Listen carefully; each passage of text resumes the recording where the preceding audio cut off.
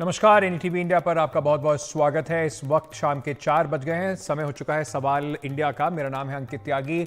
हमारा फोकस जो है वो इजराइल और गाजा के बीच में बढ़ता जो युद्ध है उस पर है। हमारी टीम, एनडीटीवी की टीम वहां पर है और लगातार वहां से रिपोर्टिंग कर रही है।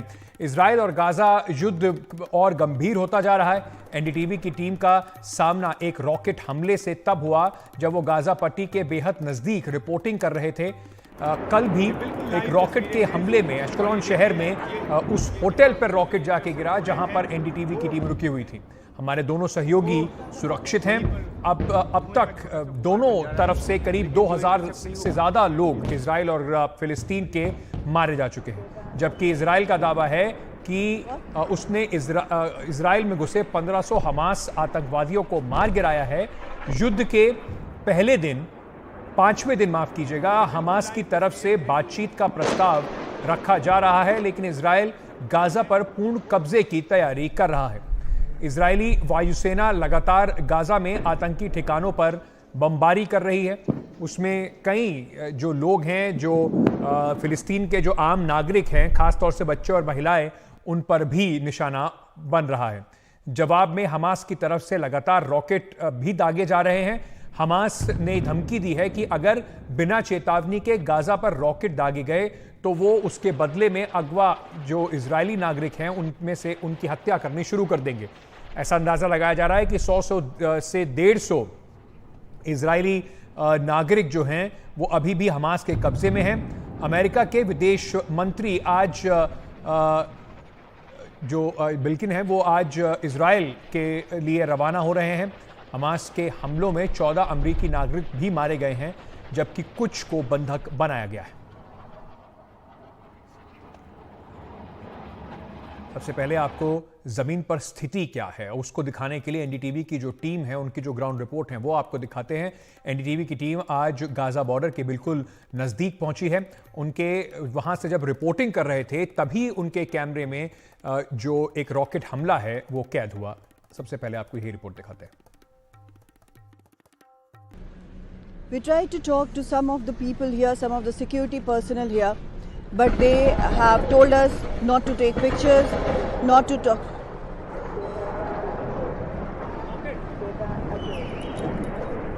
What?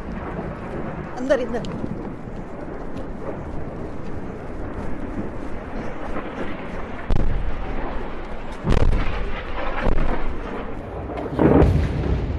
और यहाँ पे जो हमला है वो शुरू हो गया है इस तरीके से एक साथ। Very close. There are more coming in. There are more coming in. एक साइड रॉकेट जो है Being intercepted by the Iron Dome. But there are more coming in.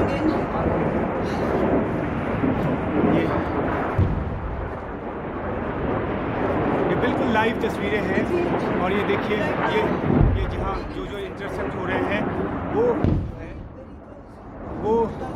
वहीं पर धुएं का छोटा सा गुबार बन जा रहा है, लेकिन जो इंटरसेप्ट नहीं हो पाते वो रिहायशी इलाकों में गिरते हैं। और ये देखिए किस तरीके से यहाँ जो है ये बिल्कुल लाइव तस्वीर यहाँ हम शूट कर रहे थे और उसी बीच में ये होना शुरू हो गया। और ये जेड्रॉट है, जो कि जैसा कि मैं बता रहा था कि ये इलाका जो है बिल्कुल सीमा के करीब है। गाजा पट्टी से तकरीबन 2500-2700 फीट की दूरी पर इसकी सीमा लगती है। और यहाँ रिहायशी इलाका जो है वो बिल्कुल सन्नाटे में है। काम चल रहा था वो भी इस रॉकेट हमले के बाद जो है वो बंद हो गया है। और यहाँ जो है ये खतरे वाली स्थिति, और इंटरनली भी यहाँ पर ये भी माना जाता है कि हमास के आतंकवादी मौजूद हैं सड़कों पर और वो कभी भी कहीं पर भी घात लगाकर हमला कर सकते हैं। तो बहुत खतरे वाली जगह, लेकिन ये जगह दिखाना ज़रूरी था क्योंकि यहीं से जो आतंकवादी हैं उन्होंने अपना बड़ा हमला शुरू किया था। और अभी भी गाजा पट्टी की तरफ से लगातार रॉकेट के हमले का जो निशाना है वो ये शहर बन रहा है। जेड्रॉट से उमाशंकर सिंह, एनडीटीवी इंडिया। वहीं जेड्रॉट में शनिवार को हमास के लड़ाकों ने जमकर कत्लेआम किया। ये शहर है जहां पर काफ़ी भारी नुकसान उन्होंने पहुंचाया। कारों पर गोलियां बरसाते हुए हमास के लड़ाके आगे बढ़े। हमारे सहयोगी उमाशंकर सिंह की ये रिपोर्ट। जेडरॉट का जो इलाका है, ये जो रेलवे लाइन है, इसके ठीक उस तरफ जो है वो गाजा पट्टी का इलाका शुरू होता है कुछ 100 मीटर की दूरी पर। और जो हमास के आतंकवादी आए और उनको जैसे जैसे रास्ते में गाड़ियां मिलती गई, उन गाड़ियों पर वो अंधाधुंध फायरिंग करते गए और उन गाड़ियों में जो भी सवार थे उनकी जान लेते गए। और इस बात की गवाही देता हुआ ये जो मंजर है वो नजर आता है, जहाँ पे जो गाड़ियां हैं वो बिल्कुल जली हालत में हैं। तो ये तस्वीरें हमने कई बार सोशल मीडिया के जरिए भी देखी, कैसे जो भी गाड़ी आ रही थी उन पे वो फायरिंग कर रहे थे, जो भागने की कोशिश कर रहे थे लोग उनको वो गोली मार दे रहे थे। और इस तरह से वो जो आतंकी हमले को अंजाम देते हुए जो है वो आगे बढ़ते गए और जेडरॉट शहर में जाकर घुसे, वहाँ पे लोगों को बंधक बनाया। अब हमने देखा है कि किस तरह से सुरक्षा की जो बंदोबस्त है, जो मुस्तैदी है, वो किस तरह से बढ़ाई गई है। यहाँ पे बिल्कुल पिन पॉइंटेड तरीके से गन के साथ यहाँ पे जो सुरक्षा बल के जवान हैं उनकी मुस्तैदी है। और बिल्कुल इस तरफ से कि अगर दोबारा इधर से आए, क्योंकि बार बार हमास की तरफ से धमकी दी जा रही है कि वो फिर से हमला करेंगे, हमला वो कर भी रहे हैं। शहरों में उनकी कई जगहों पे मौजूदगी भी है, जो बात कही जा रही है। और इस वजह से जो खतरा है पूरी तरह से टला नहीं है। और यही वजह है कि जो देखिए किस तरीके से यहाँ पे जो गाड़ियाँ हैं वो चली हैं। और पोजीशन लेके यहाँ पे जो लोग हैं, जो सुरक्षा बल के लोग हैं, वो पोजीशन लेके खड़े हैं। और ये एक और गाड़ी जो कि हमास आतंकवादियों का जो निशाना है वो बनी। और इसके बाद जो है सुरक्षा के बंदोबस्त कड़े किए गए। ये एक सवाल बार बार उठ रहा है कि चाक चौबंद सुरक्षा व्यवस्था के बावजूद जो है आखिरकार कैसे इतना बड़ा हमला करने में वो सफल रहे हमास के आतंकवादी। और ये जो सड़क है वो जाती है गाजा की तरफ। और ये यहाँ पर भी अब भारी जो बंदोबस्ती है वो कर दी गई है और जगह जगह सुरक्षाकर्मी जो हैं वो पोजीशन लिए हुए नजर आते हैं। तो ये जेडरॉट वो इलाका जहाँ बड़ा आतंकवादी हमला सबसे पहले हुआ और यहाँ से आगे बढ़कर जो आतंकवादी हैं इजराइल के दूसरे हिस्सों में भी गए। तो ये एक मुख्य जगह रही आतंकवादियों के निशाने की। जेडरॉट हाईवे से Umashankar Singh, NDTV India. Israel और गाजा पट्टी के बॉर्डर पर पहुंची एनडीटीवी की टीम उस समय इसी सीमा से हमास के आतंकवादी इजराइल में दाखिल हुए थे और यहां से उन्होंने सैकड़ों लोगों को अगवा करके एक बार फिर से गाजा पट्टी ले गए। उमाशंकर सिंह ज़्यादा जानकारी दे रहे हैं। ये इजराइल और गाजा पट्टी का बिल्कुल सीमावर्ती इलाका है और यहाँ जो है एक वाटर एंड डिफेंस की जो एक बिल्डिंग है वो है। अब यहाँ पे देख सकते हैं किस तरह की हलचल है। जो इजरायली सेना के जो ट्रक हैं, जो टैंक हैं, जो बख्तरबंद गाड़ियां हैं और जो सुरक्षा के दूसरे उपकरण हैं उनको बॉर्डर की तरफ लेकर जाया जा रहा है। यहाँ से तकरीबन 2700 फीट की दूरी पर जो है वो गजा का जो इलाका है वो शुरू होता है और इस लिहाज से बहुत ही संवेदनशील इलाका है। यहीं से गाड़ियों के ज़रिए जो हैं सुरक्षा की दीवार तोड़कर जो हमास के आतंकवादी हैं घुसे और जेडरॉट के इस शहर में आकर उन्होंने कोहराम मचाया। और जैसा कि हमने बार बार बताया है कि ये इस शहर पे न आकर सिर्फ उन्होंने लोगों का कत्लेआम किया बल्कि यहाँ से ज़्यादातर लोगों को अगवा करके लेकर गए। तो अब जो है ये यहाँ पे सुरक्षा के इस तरह के हालात हैं कि जो पुलिस बैरिकेडिंग है वो इस तरह की है लगी हुई और जो जिस खामियों के चलते इतने बड़े हमले को हमास के आतंकवादी अंजाम दे पाए उसको अब ख़त्म करने की कोशिश जो है वो की गई है। किसी तरह का फिर से आतंकी हमला ना हो, लेकिन अभी भी हमास की तरफ से कोशिश इस बात की है कि फिर से हमला किया जाए और रॉकेट के ज़रिए जो हमला है वो तो हो ही रहा है, लेकिन अंदरूनी तौर पर भी अभी भी कुछ जो आतंकी हैं वो बताए जा रहे हैं कि इजराइल की ज़मीन पर हैं और इसलिए इस तरह की बैरिकेडिंग, इस तरह की पिकेटिंग के ज़रिए जो है किसी भी आशंकित हमले को रोकने की कोशिश की जा रही है। और जब हम यहाँ ये बात कर रहे हैं उस वक्त भी तो धमाकों की आवाज़ है वो लगातार आ रही है, रॉकेट फायरिंग जो है वो हो रही है, लेकिन यहाँ पे मुस्तैदी के साथ जो इजरायली सुरक्षाकर्मी जो हैं वो तैनात हैं क्योंकि यहाँ से जो गजा पट्टी है वो महज चंद सौ मीटर की दूरी पर है। जेडरॉट से Umashankar Singh, NDTV India. Hamas पर हमले के बाद इजराइल ने अपनी पूरी ताकत जो है वो जवाबी कार्रवाई में झोंक दी।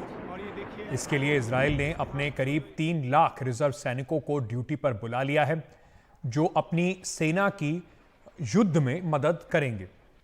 इससे यह लगता है कि इजराइल गाजा पट्टी पर एक बहुत बड़ा जमीनी हमला करने की तैयारी कर रहा है।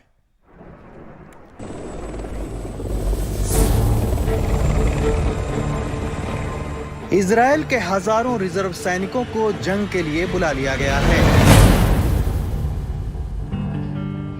27 साल की इजरायली पत्रकार नफ्ताली के लिए ये अलविदा बहुत ही दिल दुखाने वाला है। उनके पति हनान्या नफ्ताली, जो एक पत्रकार भी हैं और सोशल मीडिया की जानी मानी हस्ती भी, जंग के मैदान पर जाने की तैयारी कर रहे हैं।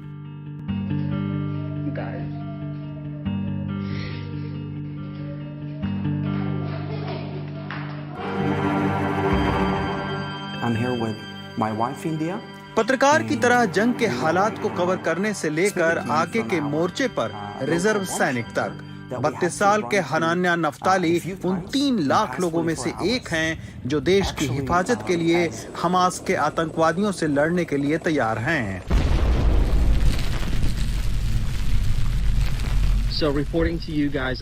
नफ्ताली का कहना है कि उनको न सिर्फ अपनी सरहदों की हिफाजत के लिए तैनात किया गया है, बल्कि घरों और परिवारों की हिफाजत के लिए भी। मैं ड्यूटी पर तैनात किए जाने के बाद रिपोर्ट कर रहा हूं। ये अब तक की सबसे अलग लड़ाई है। मैं अपनी सरहदों की रक्षा के लिए ही जंग के मैदान में नहीं हूं, बल्कि अपने घरों और अपने परिवारों की सुरक्षा के लिए भी। हमारे लिए दुआ कीजिए, हमारा समर्थन करते रहिए। जिन लोगों को तैनात किया जा रहा है उनमें से हजारों अभिभावक हैं, माँ हैं, शिक्षक हैं, डॉक्टर हैं और सिविल सोसाइटी के सदस्य भी। जंग के लिए 3 लाख लोगों को बुलाया गया है। आखिर कौन हैं ये रिजर्व सैनिक? 18 साल से ज्यादा उम्र के सभी लोगों को बुलाया जाता है। यहूदी और सरकासियन नागरिक बुलाए जाते हैं। पुरुषों के लिए 32 महीने से ज्यादा और महिलाओं के लिए 2 साल की सेवा। धार्मिक महिलाएं, विवाहित लोग और जो मानसिक तौर पर फिट नहीं हैं, उनको इससे छूट दी जाती है। गाजा की तरफ से हमले के बाद इजराइल ने 3 लाख रिकॉर्ड रिजर्व सैनिक तैनात किए हैं। एक पिता अपने बेटे से वादा करता है कि वो जल्द ही वापस आएगा।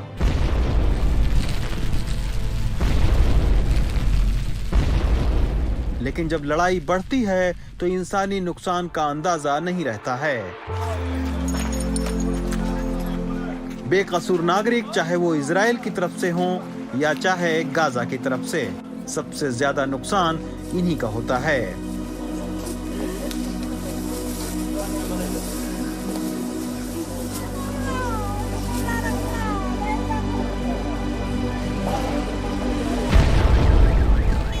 वेदांत अग्रवाल की रिपोर्ट, एनडीटीवी इंडिया।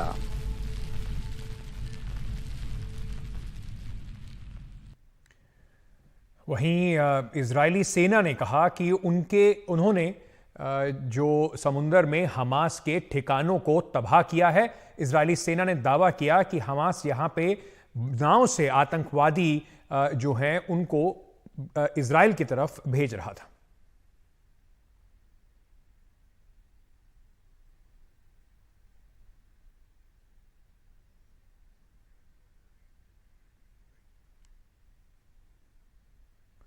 आपको कुछ और तस्वीरें दिखाते हैं जो इजरायली मिलिट्री की तरफ से आई हैं, जहां पर उनकी इजराइल की फौज ने गाजा पट्टी पर इजरायली सेना के हमले का वीडियो दिखाया है। किस तरीके से गाजा पट्टी के इलाकों को निशाना बनाया जा रहा है और पूरी तरीके से नेस्तो नाबूद किया जा रहा है। अब बार बार यूनाइटेड नेशंस और बाकी ह्यूमैनिटेरियन जो एजेंसीज हैं उनसे ये सवाल जरूर उठ रहे हैं कि पूरा ब्लॉकेड करके इसकी जो कीमत है, जो मानवीय कीमत है, वो बहुत बड़ी होने वाली है। गाजा पट्टी में करीब 20 लाख से ऊपर लोग रहते हैं और ये दुनिया का सबसे ज्यादा तंग इलाका है। यहां पर किसी भी तरह का हमला इसकी जद में आम नागरिक जरूर आएंगे, ऐसी आशंका जताई जा रही है। अब तक काफी सारे बच्चे और महिलाएं भी यहां पर हताहत हुए हैं।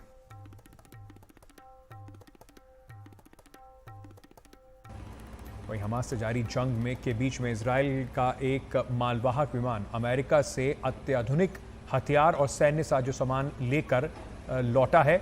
ये जो तस्वीरें आप देख रहे हैं, ये अमेरिका की सैन्य मदद जो है इजराइल को मिल रही है उसकी तस्वीरें हैं। इस विमान में से अमेरिका की तरफ से जो मदद दी जा रही है, इसमें हथियार और गोला बारूद शामिल है, वो उतरता दिखाई पड़ रहा है।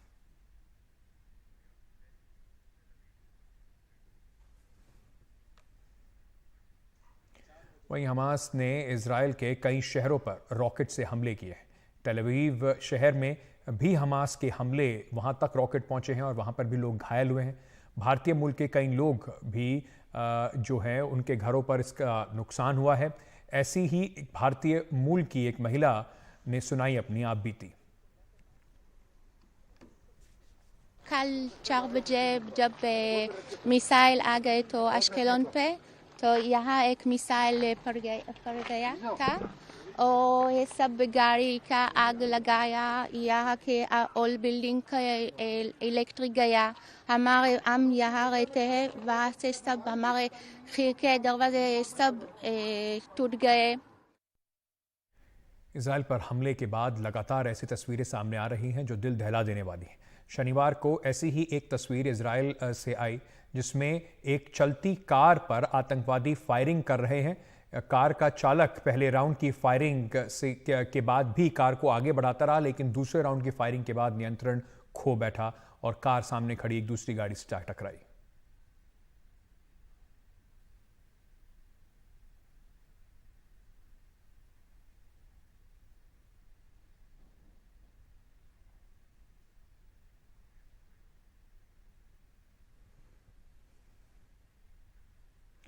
शनिवार को जब पहली बार हमास ने इजराइल पर हमला किया तो उसकी तस्वीरें जब धीरे धीरे सामने आई तो लोगों के रोंगटे खड़े हो गए।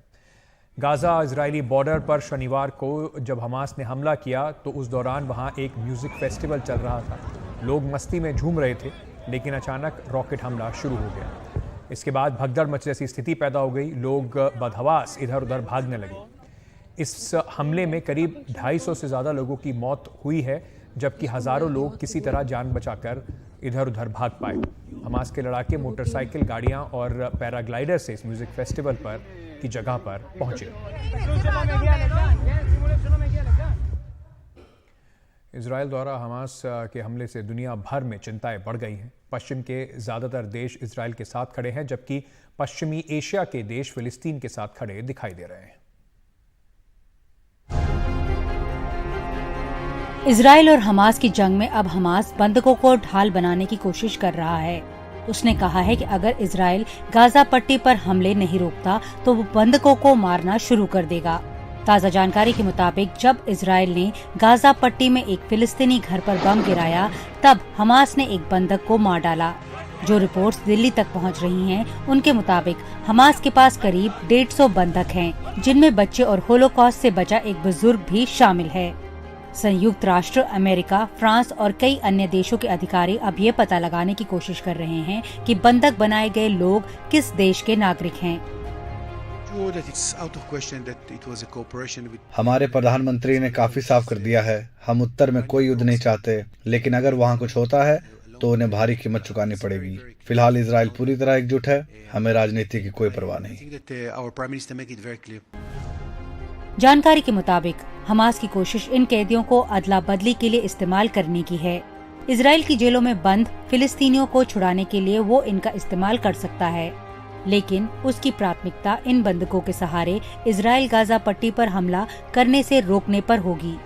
खबर ये भी है कि कतर ने बंधकों को लेकर मध्यस्थता की पेशकश की है। उधर हमास के सशस्त्र शाखा के प्रवक्ता ओबेदा ने टेलीग्राम ऐप में एक बयान में दावा किया है कि दर्जनों बंधकों को सुरक्षित स्थानों और प्रतिरोध की सुरंगों में छिपा रखा है। वैसे अपने नागरिकों को लेकर इजराइल की संवेदनशीलता जग जाहिर है। अतीत में भी उसने अपने नागरिकों की वापसी को लेकर इजराइल भारी कीमत कई बार चुका चुका है। 2006 में एक इजरायली सैनिक को 5 साल बंधक बनाकर हमास ने अपने 1000 से अधिक फिलिस्तीनी कैदियों को रिहा करवाया। हमास ने 2014 के युद्ध में मारे गए 2 इजरायली सैनिकों के साथ साथ 2 इजरायली नागरिकों के अवशेषों को भी अपने पास रखा है। यहाँ तक कि अपने 2 सैनिकों के अवशेषों के लिए इजराइल ने 2008 में कैदियों की अदला बदली की है। अब सवाल ये है कि फिलहाल बंधक बनाए गए 100 से ज्यादा लोगों के लिए, जिनमें कुछ दूसरे देशों के नागरिक भी हो सकते हैं, इजराइल कितनी बड़ी कीमत चुकाने को तैयार है, या इस बार वो किसी दूसरी रणनीति पर अमल करेगा। नई दिल्ली से नीता शर्मा, एनडीटीवी इंडिया के लिए।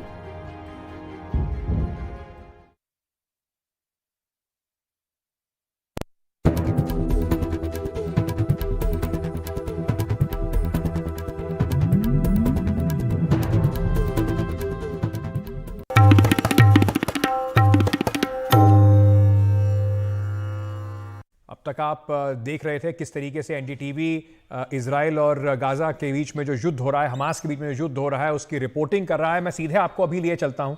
हमारे सहयोगी उमाशंकर सिंह इस वक्त हमारे साथ लाइव जुड़ रहे हैं, गाजा पट्टी के बेहद करीब हैं।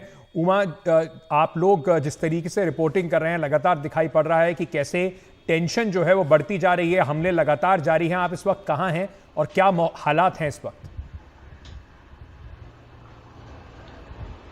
जी देखिए, अब से थोड़ी देर पहले तक हम सेड्रॉट में थे, जो कि बिल्कुल गाजा पट्टी से लगता हुआ इलाका है, लेकिन जिस तरीके से रॉकेट फायरिंग वहां पे लगातार हो रही थी और 15 मिनट के अंदर कम से कम 4 बार रॉकेट जो है वो इस इलाके से आया, इसलिए हमें ये कहा गया कि सुरक्षित जगह पे आप चले जाएं।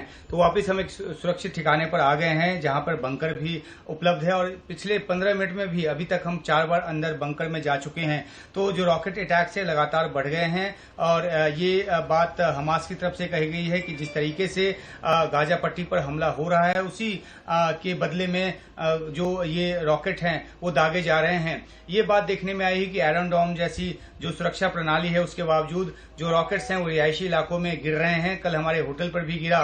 तो इससे ये सवाल पैदा होता है कि आखिरकार अब जबकि ये खतरा जो है वो सामने दिख रहा है, उसके बावजूद अगर आयरन डोम जो है वो हर एक रॉकेट को पकड़ पाने में या उसको इंटरसेप्ट कर पाने में नाकाम हो रहा है, तो आखिरकार फिर इसके पीछे की वजह क्या है? क्या वो प्रणाली जो है इतनी ज्यादा रॉकेट आने के मौके पर ठप पड़ जाती है, या कुछ जो रॉकेट हैं वो उससे छूट जाते हैं और इसलिए आकर वो रिहायशी इलाकों में गिर रहा है। तो जान माल का खतरा यहाँ पे बना हुआ है। कल जो है यहाँ एश्कलोन शहर में 3 हमास के आतंकवादी जो हैं वो मारे गए। वो किसी मौके की तलाश में थे जब वो अटैक कर सकें। तो अंदरूनी तौर पे इजराइल में सुरक्षा के हालात बेहद अभी भी खराब हैं। हालांकि ज्यादातर इलाकों में इजरायली सेना ने नियंत्रण कर लिया है। सेड्रॉट के जिस इलाके में हमने देखा अब तक, उसमें ये था कि जो भी चेक पॉइंट्स थे जहां पे पहले कोई नहीं था, और सैटरडे को जिन रास्तों के जरिए हमास के आतंकवादी उस शहर में घुसे थे और इजराइल के दूसरे इलाकों में भी पहुंचे थे, वहां अब सुरक्षा व्यवस्था बंदोबस्त जो है वो काफी मजबूत कर दी गई है।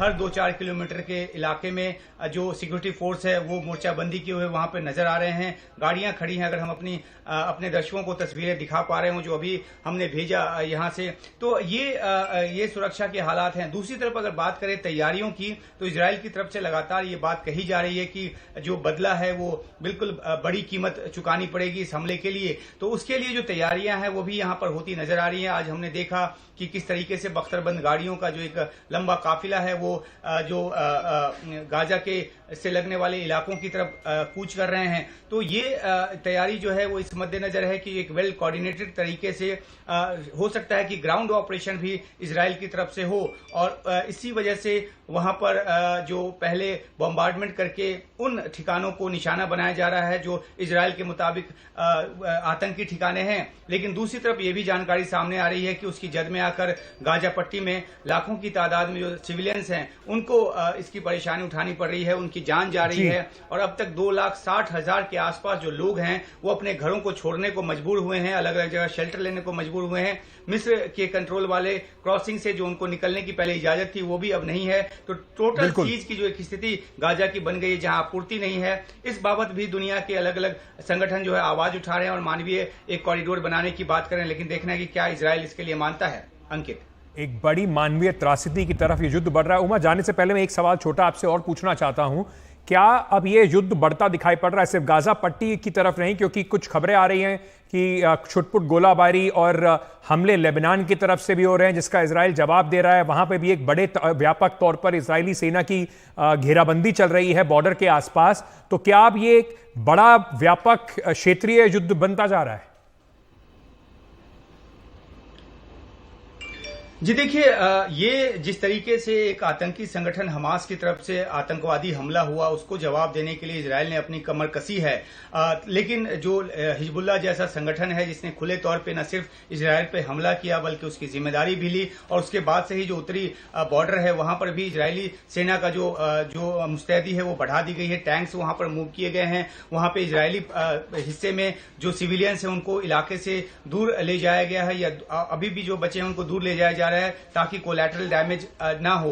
तो एक तैयारी जो है इजराइल की तरफ से चल रही है। जहां तक दूसरे देशों के इसमें शामिल होने की बात है तो कोई देश के तौर पे इसमें बेशक शामिल ना हो, लेकिन ईरान से हमें सबको पता है कि हमास को मदद मिलती है। हालांकि इस बार ईरान ने मना किया है कि उनकी तरफ से किसी तरह का सहयोग समर्थन जो ये आतंकवादी हमला हुआ है उसके लिए नहीं मिला है। तो अगर देश के तौर पे कोई इसमें शामिल होता है इजराइल की जवाबी कार्रवाई के एवज में तो उसके बाद युद्ध का फैलना जो है वो लाजमी है। लेकिन अगर इजराइल जो है वो सिर्फ गाजा पट्टी पे अपने ऑपरेशंस को रखता है और बाकी कोई दूसरे देश की तरफ से किसी तरह का कोई हमला नहीं होता है तो फिर एक सीमित लड़ाई ही होगी और आतंकी संगठन के खिलाफ होगी। लेकिन जो बड़ी तादाद में सिविलियंस को इसमें वो टारगेट हो रहे हैं जाने अनजाने में, तो वो एक बड़ा सवाल बनकर सामने आ रहा है। और इसलिए जो यूनिसेफ जैसा ऑर्गेनाइजेशन भी जो है वो कह रहा है कि टोटल सीज की स्थिति जो है वो खत्म होनी चाहिए। तो युद्ध अभी आगे बढ़ता नजर आ रहा है, लेकिन ये कितने बड़े पैमाने पर फैलेगा, एक बार जो एक्चुअल इजराइल का जो जवाबी कार्रवाई है अगर वो अगर जमीनी तरीके पर होता है, अगर वो शुरू हो जाए, उसके बाद पता चलेगा कि किस देश की तरफ से किस तरह की प्रतिक्रिया आती है और युद्ध किस हद तक कंटेन्ड रहता है या किस तरीके से फैलता है। अंकित, बहुत बहुत शुक्रिया उमा हमारे साथ जुड़ने के लिए। अपना ध्यान रखिए, सुरक्षित रहिए। उमा लगातार रिपोर्टिंग कर रहे हैं जो युद्ध है गाजा पट्टी के पास से। बहुत बहुत शुक्रिया उमा हमारे साथ जुड़ने के लिए। तो आगे बढ़ने से पहले आपको ये भी बता दें कि आज़ादी के बाद से भारत और फिलिस्तीन के बीच में बड़े अच्छे संबंध रहे, क्योंकि अब ये बात भी हो रही है कि भारत का प्रधानमंत्री नरेंद्र मोदी का बिल्कुल दो टूक इस बार समर्थन जो इजराइल को है, उसके बाद आने वाले दशकों में धीरे धीरे कैसे इजराइल की तरफ या इजराइल से संबंध सुधरे हैं और कैसे वहां पर भारत हमेशा क्षेत्रीय संतुलन बनाने की कोशिश करता है, इसका पूरा ताना बाना हमारे सहयोगी गजाली समझा रहे हैं। इजराइल और फिलिस्तीन के जंग जारी है। हमास जो गाजा पट्टी में रूल करता है उसके साथ इजराइल की जंग जारी है और करीब 1000 लोगों की मौत जो है इजराइल में हो चुकी है और करीब 700 से 800 का आंकड़ा अभी तक फिलिस्तीन के गाजा पट्टी की तरफ से सामने आ रहा है कि जवाबी कार्रवाई जो इजराइल ने की है उसमें 700 से 800 लोग मर चुके हैं। इन सब के बीच एक अहम सवाल ये उठता है कि भारत की इस पूरे मसले पर क्या सोच है, कूटनीति क्या है। इजराइल फिलिस्तीन के मसले पर भारत की शुरुआत से अगर बात करें, साल 1948 के बाद से जब Israel as a state establish हुआ था तो उस वक्त पंडित जवाहरलाल नेहरू जो पहले प्रधानमंत्री थे और महात्मा गांधी फिलिस्तीन के समर्थन में थे। गांधी और नेहरू ने धार्मिक विशिष्टता का विरोध किया था क्योंकि इजराइल एक जूइश स्टेट भी अपने आप को कहता है। दोनों नेता फिलिस्तीन के रुख के समर्थन में थे और यूनाइटेड नेशंस में, संयुक्त राष्ट्र में भारत का फिलिस्तीन विभाजन के खिलाफ वोट भी दिया गया था। यूनाइटेड नेशंस में इजराइल के प्रवेश के खिलाफ भारत ने वोट किया, लेकिन साल 1950 में तुर्की, ईरान के बाद भारत से भी इजराइल को मान्यता मिल गई। अब बात करते हैं जब इंदिरा गांधी और राजीव गांधी भारत के प्रधानमंत्री थे या भारत में जब उनकी सरकार थी, तब कैसे रिश्ते रहे हैं इजराइल और फिलिस्तीन के साथ भारत के। फिलिस्तीन के समर्थन में भारत रहा जब इंदिरा गांधी और राजीव गांधी की सरकार थी। पीएलओ को, पैलेस्टीनियन लिबरेशन ऑर्गेनाइजेशन को फिलिस्तीन का वैध प्रतिनिधि भी बताया गया और फिलिस्तीन के साथ एकजुटता दिखाते हुए नाम शिखर सम्मेलन की मेजबानी भी भारत ने की और उस वक्त यासिर अराफात के साथ भी इंदिरा गांधी की सरकार की मजबूत गठजोड़ भी थी। अब बात करते हैं कि रिश्तों में बदलाव कैसे आए। चीन और पाक से भारत के युद्ध में अक्सर ये देखा गया कि अरब देश जो हैं वो तटस्थ रहे। इससे जो है इस बात की मजम्मत की गई, क्रिटिसिज्म किया गया और भारत के भीतर जो है अरब देशों के रुख की आलोचना भी की गई। फिर साल आता है 1992। शीत युद्ध समाप्ति के बाद इजराइल से पूर्ण राजनयिक संबंध स्थापित किए गए। साल 1999 में कारगिल युद्ध में इजराइल से भारत को सैन्य सहायता मिली और ये पहली कड़ी थी जब खुलकर इजराइल जो है भारत के समर्थन में आया और सैन्य सहायता भी उसने मुहैया कराई। हाल में क्या बदलाव हुए हैं? 2014 में जब प्रधानमंत्री मोदी यहाँ पर अपनी सरकार बनाते हैं तो वहाँ से दृष्टिकोण जो है भारत का इजराइल और फिलिस्तीन के मसले पर बदलता है। इजराइल और फिलिस्तीन के संग संबंधों में संतुलन तो आता ही है, लेकिन साल 2017 में प्रधानमंत्री नरेंद्र मोदी इजराइल का दौरा करते हैं। साल 2018 में पीएम मोदी ने फिलिस्तीन का भी दौरा किया। इजराइल के अलावा कई खाड़ी देशों के साथ भी भारत के संबंध अच्छे बने। सऊदी अरब हो, इजिप्ट हो, कतर हो या ईरान हो, इन सबसे भारत के अच्छे संबंध हैं। अब भारत की दुविधाएं क्या हैं? पश्चिम एशिया में शांति ही भारत के हित में है, क्योंकि अभी एक मिडिल ईस्ट कॉरिडोर की स्थापना की बात चल रही है, जिसमें इजराइल भी शामिल है, सऊदी अरबिया भी शामिल है और भारत भी उसका एक हिस्सा है। लेकिन हाल के तनाव और युद्ध से कूटनीतिक दुविधा पैदा हो रही है, क्योंकि भारत के लिए पश्चिम एशिया में प्रवासी हित, कनेक्टिविटी, ऊर्जा आयात के मद्देनज़र शांति बहुत ज़रूरी है। तो इस बीच अब ये देखते हैं कि आज़ादी के बाद से दोनों देशों से भारत के संबंध बढ़े हैं। फिलिस्तीन मुद्दे के साथ भी भारत खड़ा रहा है, इजराइल के साथ रणनीतिक संबंध भी मजबूत किए हैं। हालिया तनाव और युद्ध से भारत की चुनौतियां बढ़ गई हैं। वहीं दिल्ली में रहने वाले हजारों इजरायली टूरिस्ट अपने वतन वापस लौट रहे हैं। इजराइल की आर्मी में सेवा देने के लिए टूरिस्ट वापस लौट रहे हैं। यहीं पर खबाद हाउस से जानकारी मिल रही है, जो हमारे सहयोगी राजीव रंजन शुक्ला ला रहे हैं। हमास और इजराइल की जंग में अब तक हजारों लोग अपनी जान गंवा बैठे हैं और मैं इस वक्त पहाड़गंज के खबाद हाउस में मौजूद हूं और यहां पर आप देख सकते हैं कि लगातार जो इजराइल के टूरिस्ट हैं वो लगातार इस खबाद हाउस में आ रहे हैं। ये एक धार्मिक स्थल है। Sir, what is the latest situation in Israel? Excuse me? What is the military situation in Israel? Yes, sir. Well, it's very bad. And women and children were murdered, thrown were slaughtered, and head was chopped of children, and small girls were raped. We are more than 1,000 people murdered. We are 150 prisoners. How can you call it? Sir, did you get any call from Israel to join the army? Because I was in the army, but now unfortunately I'm too old. But the minute I heard about the situation, we've managed and we booked a flight, we short our trip, and we're going back home. Okay. The mental situation back home is very bad. So people was slaughtered. People were slaughtered, thrown by knife. Farooq भाई, ये बताइए कि आप तो तमाम सालों से Israel के टूरिस्ट को यहाँ पर सेवाएं दे रहे हैं, तमाम सारे सामान आपके यहाँ से खरीदते हैं, बस खबाद हाउस के नज़दीक आपकी शॉप है, तो मिलजुल कर सारा आप लोग काम कर रहे हैं? हाँ जी, बिल्कुल मिलजुल कर काम कर रहे हैं। यहाँ पर कोई दिक्कत वाली बात नहीं है। अभी तक कोई ऐसा कुछ जिस तरीके से दुनिया भर में चल रहा है, नहीं वैसा कुछ नहीं, उसका कोई असर नहीं, मतलब मुस्लिम, यहूदी, हिंदू सारे लोग मिलके यहाँ पर सारा करते हैं। बिल्कुल काम करते हैं, सही तरह से काम करते हैं, इसमें कोई शक नहीं है। अच्छा, अभी जो सिचुएशन चल रही है उसमें क्या आपको खबर लगी है? अब यही जो टेलीविजन पे दिखाई दे रहा है तो वही हम भी देखते हैं, यहाँ पर क्या है सिचुएशन है क्या नहीं है। अच्छा, हम भी यहाँ पर न्यूज में ही देखते हैं बस। आप तो हिब्रू भी बहुत अच्छी जानते हैं, तो अभी क्या बातचीत होती है इजरायली? यही कि अभी है, उस वक्त कोई किसी के साथ बात नहीं करते हैं। अच्छा। मतलब इनको ऑर्डर आ गया होगा कुछ वहाँ से, मतलब नई बात नहीं करना है, कुछ छेड़छाड़ नहीं करनी है किसी के साथ, इसलिए कभी किसी के साथ, मीडिया के साथ भी मतलब ना दूरी ही रखते हैं। अच्छा। बात नहीं करते हैं उसको। तो अब ये वापस जा रहे हैं? हाँ, अब जिनको ऑर्डर आ गया तो उनको जाना पड़ेगा। कई सालों से यहाँ पर काम कर रहे हैं। जैसे ये आप देखिए पीछे खबाद हाउस है, जो कि एक धार्मिक मंदिर है इजराइल के लोगों का, यहूदी लोगों का, और उसके बिल्कुल पड़ोस में जो है वो फारूक लेदर हाउस है। तो ये आप देखिए कि नज़दीक में जो है खबाद हाउस के यहाँ पर फारूक भाई जैसे मुस्लिम दुकानदार हैं जो सालों से इस तरीके का कारोबार कर रहे हैं, एक दूसरे से मिलजुल कर यहाँ पर रहते आए हैं।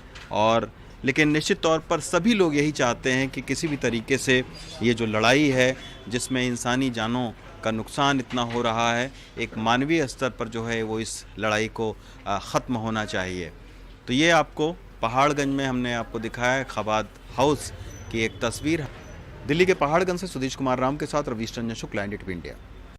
इस वक्त एक बड़ी अहम खबर आ रही है। राजस्थान की चुनावी तारीख जो है वो बदल दी गई है। 23 तारीख की जगह अब राजस्थान में चुनाव जो हैं वो 25 नवंबर को होंगे।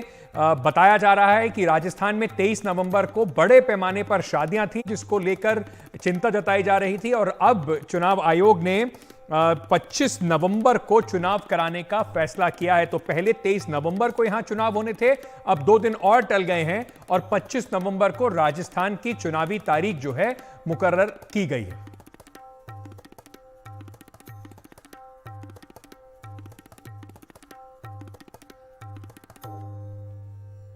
तो इस वक्त की बड़ी खबर आपको बता दें, राजस्थान के जो चुनाव होने वाले हैं उनकी तारीख 23 नवंबर की जगह 25 नवंबर कर दी गई है। बताया जा रहा है कि इलेक्शन कमीशन को की तरफ एक पिटीशन भेजी गई थी, जिसमें कहा गया था कि 23 तारीख को काफ़ी सारी शादियां हैं, जिसकी वजह से अब चुनावों की डेट बदली गई है और वो 25 नवंबर को अब राजस्थान में चुनाव होंगे। प्रतिबंधित संगठन PFI के खिलाफ नेशनल इन्वेस्टिगेटिंग एजेंसी का बड़ा एक्शन इस वक्त देश में हो रहा है। उत्तर प्रदेश, मध्य प्रदेश, राजस्थान, दिल्ली, महाराष्ट्र, तमिलनाडु में करीब 12 से अधिक जगहों पर छापेमारी की जा रही है। बताया जा रहा है कि ये जो मामले हैं उसमें कुछ लोगों को गिरफ्तार भी किया गया है। अभी छापेमारी की जो पूरी प्रोसेस है वो अभी भी चल रही है। NIA की टीम आज मुंबई में भी सर्च ऑपरेशन कर रही है। आज सुबह जांच के लिए NIA की टीम अब्दुल वाहिद शेख के घर पहुंची, लेकिन उन्होंने दरवाजा खोलने से इनकार कर दिया। अब्दुल वाहिद शेख ने को छापा मारने आए लोगों ने पहले उनकी पहचान और नोटिस दिखाने को कहा। इसके बाद 11 बजे के बाद NIA की टीम ने सर्च वारंट मंगाकर दिखाया और दरवाजा खोलकर अब उनके घर की तलाशी ली जा रही है। अब्दुल वाहिद शेख 7/11 मुंबई ट्रेन धमाकों मामले में आरोपी थे। उन्हें अदालत ने बाद में बरी कर दिया था।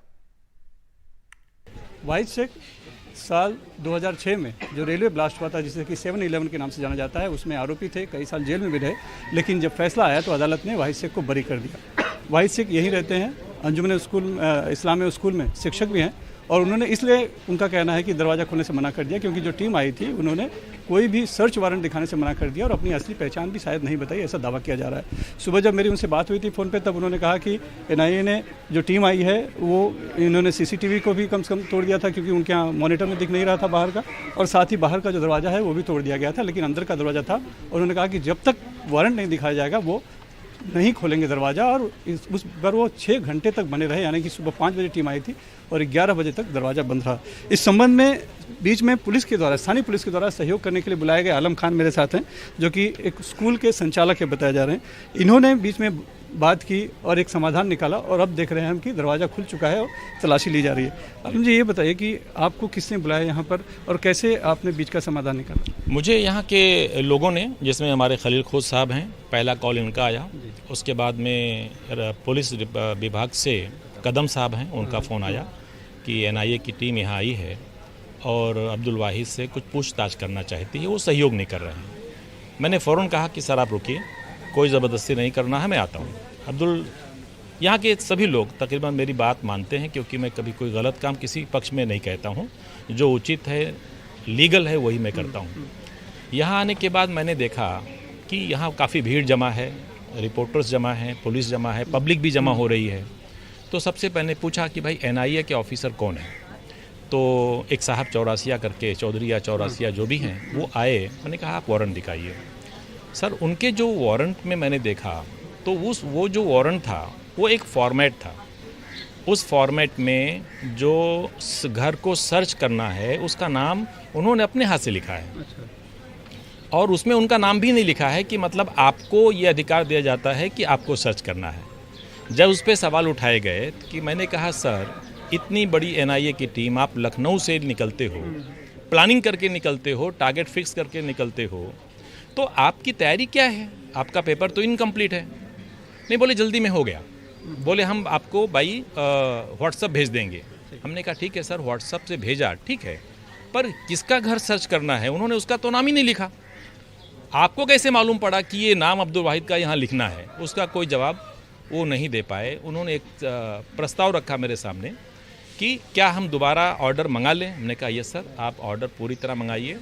और अब्दुल वाहिद जो है वो कॉपरेट कर रहा है, लेकिन वो लीगल कॉपरेट करेगा, इलीगल कॉपरेट नहीं करेगा। आप पूरी तरह से पेपर से ओके करके लाइए, अपना आईडी दिखाइए, और उसके बाद में यहाँ के पुलिस जो लोकल हमारी पाक साइड की पुलिस है, उनकी जो सहयोग से आपको जो भी सर्च करना है आप कर सकते हैं।